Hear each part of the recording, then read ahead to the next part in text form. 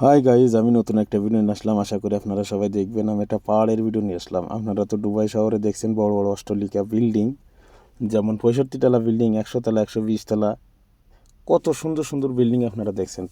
তাই বলি আপনারা পাহাড় কেউ দেখছেন অথবা কেউ দেখি নাই এমনও আছে। তা আশা করি দেখবেন, আপনারা ভিডিওটা সম্পূর্ণ করবেন, খুব ভালো লাগবে আশা করি। তা আমি আর একটা আমাদের দুবাই অথবা আরব গালফে, যে কোনো কান্ট্রিতে, বিশ্বের ভিতরে যে কোনো কান্ট্রিতে আমরা প্রবাসী আগে যারা আসছি, এমনি 10 বছর, 15 বছর, 16 বছর, 20 বছর আগে যারা আসছি, অনেক আগে যারা আসছি, তাদের কিন্তু একটা কষ্ট ছিল। সেই কষ্টটা কি? সর্ব কষ্ট ছিল, সর্ব। যেমন আপনার খাওয়া দাওয়া, কাজে কামে সর্বদিক থেকে কষ্ট। আর এখন যারা নতুন আসতে চায় দুবাই, যারা নতুন আইছে, তাদের কিন্তু ওইভাবে কোনো কষ্ট নেই, কোনো কোনো দিক থেকে কষ্ট নেই। দেখেন, নতুন আসতেছে, তারা কোম্পানির থেকে অনেক অনেক সুযোগ সুবিধা পাচ্ছে। আর এই আমাগোর টাইমে, যারা আমরা পুরান, আমাদের টাইমে এইগুলো আমাদের ছিল না। যেমন আমরা যখন প্রথম আসছি, দেখেন আমরা প্রথম আসে এয়ারপোর্টে আমাদের 1 দিন 2 দিন করে রাখছে এয়ারপোর্টের ভিতরে। আর এখন যারা আসে তাকে কিন্তু এয়ারপোর্টের থেকে 1 দিনের ভিতরে নিয়ে আসে।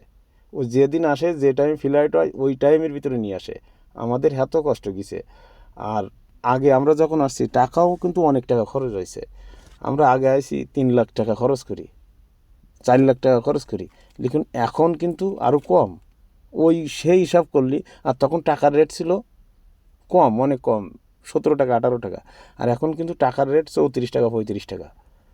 এখন সেই হিসাব করে দেখেন, এখন কিন্তু অনেক কম খরচ। আর এখন আইসিপ পরে কাজ পাইতেছে মানুষে। আমরা আগে কাজ পাই নাই, 5 মাস 6 মাস 7 মাস 8 মাস 1 বছর এমনও আমরা বেতন পাই নাই।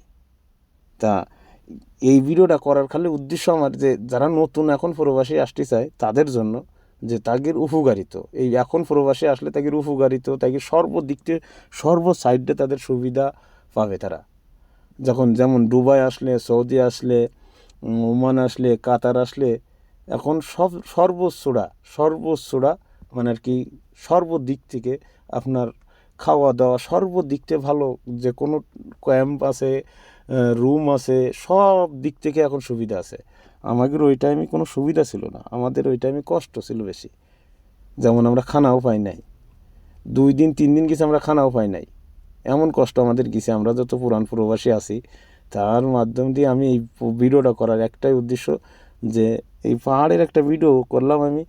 আর যে আমাদের পুরান যে প্রবাসী, যে একটা কষ্ট, সেই কষ্টর কিছু কথা আমি তুলে ধরলাম আজকে। আশা করি আপনাদের কাছে হয়তো ভালোও লাগতে পারে, খারাপও লাগতে পারে। আপনারা ভিডিওটা সম্পূর্ণ দেখবেন, আশা করি সবার কাছে ভালো লাগবে। আর বিশেষ করে যারা দুবাই আসতে চান, তারা আসুন,